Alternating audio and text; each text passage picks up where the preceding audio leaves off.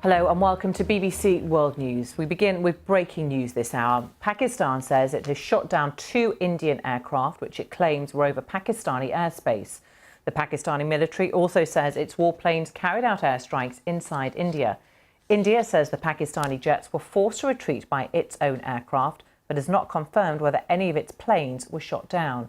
Well, details are still emerging, but a spokesman for the Pakistani Armed Forces, Major General Asif Ghafoor, has tweeted this.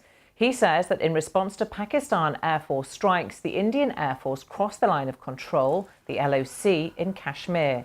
He goes on to say that Pakistan shot down 2 Indian aircraft inside Pakistani airspace. One of the aircraft fell on Pakistan-controlled Kashmir, that's written here as A, J and K, and the other fell inside IOC, that's how Pakistan refers to Indian-controlled Kashmir. He finishes by saying that 1 Indian pilot was arrested by Pakistani troops on the ground.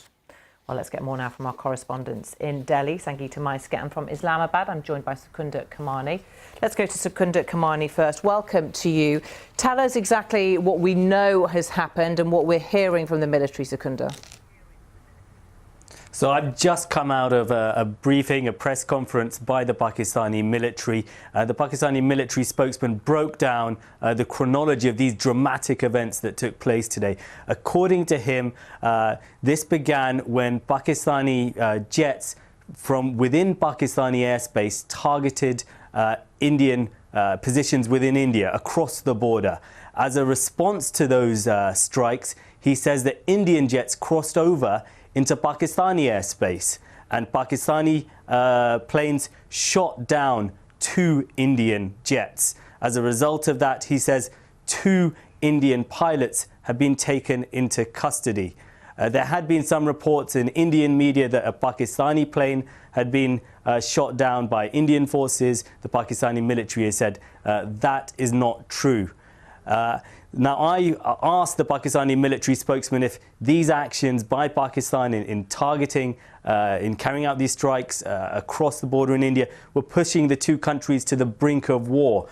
He said they weren't. He said that Pakistan had acted responsibly, and he said Pakistan had deliberately chosen not to hit Indian military targets or areas where civilians were living in India, but open ground just across the border in India. And he said that the Pakistani military did this because they wanted to act, in his words, responsibly. They don't want the situation to escalate further, but certainly these developments will cause huge concern amongst the international community and in the region. Well, that's the explanation from Islamabad. Let's go to Sangeeta Maiske in Delhi. What's the Indian reaction been, Sangeeta? Well, what's very interesting, Samantha, is that given the gravity of Pakistan's allegations, officials here in Delhi have yet to issue a response. The only person we've heard from is Sushma Swaraj. Now, she is India's foreign minister, and she's currently holding talks with the Chinese abroad.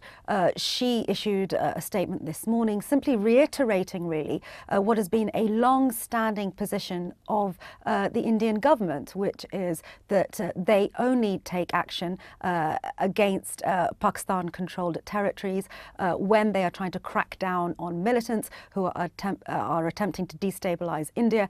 And she said that the Indians are in no way looking for an escalation of tensions.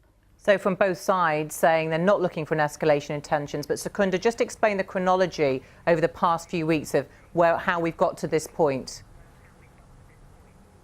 That's right. This all began around 2 weeks ago when a militant group carried out a suicide bombing in Indian-administered Kashmir. Now, the militant group that claimed responsibility for this has a base in Pakistan and has, according to a number of observers, in the past at least, had strong links to the Pakistani intelligence services. That led Indian authorities to blame not just this Pakistani militant group, but effectively the Pakistani state for being involved in this attack, which led to the death of around 40 Indian troops. As a result, yesterday, the Indian Air Force crossed over into Pakistani airspace and carried out some attacks. They said they targeted a base of this militant group. They said they killed a number of militants. Eyewitnesses on the ground in the Pakistani military seem to deny that. They say that actually just a few civilian houses were damaged, one person was injured, and there was nothing quite as dramatic as what India was claiming. This response from Pakistan that we've seen today is really the latest in this sequence of unfolding events of this conflict between these two countries. Sangeeta, how serious an escalation do you think events of the past few hours really are for the two countries now? Well, just to set this in some sort of context, India's incursion into Pakistani airspace was the first of its kind since 1971, which just shows the kind of serious consideration that the Indian authorities have been giving their response to that terror atrocity that Secunda was just referring to there. This incursion of airspace is something that is really very unusual. What you usually see is along the line of control, which is effectively the de facto border now in Kashmir between India and Pakistan. Military exchanges between the two. They don't happen often, but they certainly do happen with some regularity. We saw those kicking off once more last night. But what I would say is that this mutual exchange by which both sides have infringed each other's airspace is certainly a significant rise in tensions between those two countries. Secunda, how has it been seeing there in terms of whether or not this is as a crucial kind of breaking point for the two countries? Well, I think everyone within Pakistan recognizes that this is now a very, very serious situation. Let's not forget, these are two countries that are both nuclear armed, that have fought 3 wars against each other over the past 70 years. The Pakistani, there's a pressure really, I think, on both sides to be seen to be responding to each other's attacks. So there was a pressure on the Indian authorities for them to respond to this attack by a militant group. We saw the Indian response yesterday. That response by India yesterday by coming into Pakistani airspace gave the Pakistani authorities the feeling that they needed to do something in retaliation almost, and that's what we've seen today. So it's not really clear where exactly this will end. I think the fact that there are 2 Indian pilots in Pakistani custody is now very significant. The Pakistani army has released images of these pilots, and it's not clear yet whether the presence of these 2 pilots could further inflame tensions with India, or India as a result might act with more caution because these men are now in Pakistani custody.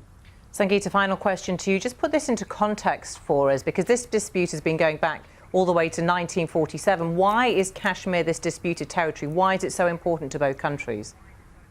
Just quickly before I do that, just to pick up on Secunda's point, we've now had the international community reacting to what has been going on. So we've now had the European Union and the United States calling for a de-escalation on both sides. And I think it's going to be important to watch what that international reaction is throughout the day.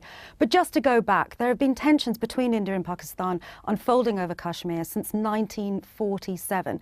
When the British divided the subcontinent into India and Pakistan, Kashmir was taken into the sovereign territory of India. At that point, it was a Muslim majority state, as it is now, but with a Hindu king. This made it typical of only 2 states in the newly formed India. Ever since that has happened, Pakistan has disputed that the population there wants to be Indian. They have consistently claimed that they would rather have joined Pakistan. India, since that point, has as Secunda said, fought 3 wars with Pakistan over Kashmir and who should have final control of it. In the 1990s, the United Nations intervened and formed what's called the line of control. And what it did, in effect, was split Kashmir into 2, give the Pakistanis half of it to administer, that's the northern part, and then the southern part was given to India to administer. That line of control, Samantha, is in effect a de facto border. border between India and Pakistan. So when we see tensions rising, as they have done since 1947, it is usually along that line, and that's exactly what we're seeing now. So this infringement of airspace has happened just around that line of control, that de facto border. OK, Sangeeta Maiska in Delhi and Secunda Kamani in Islamabad. For now, both of you, thank you. And of course, we'll continue to update our viewers on any developments on that story as they come in.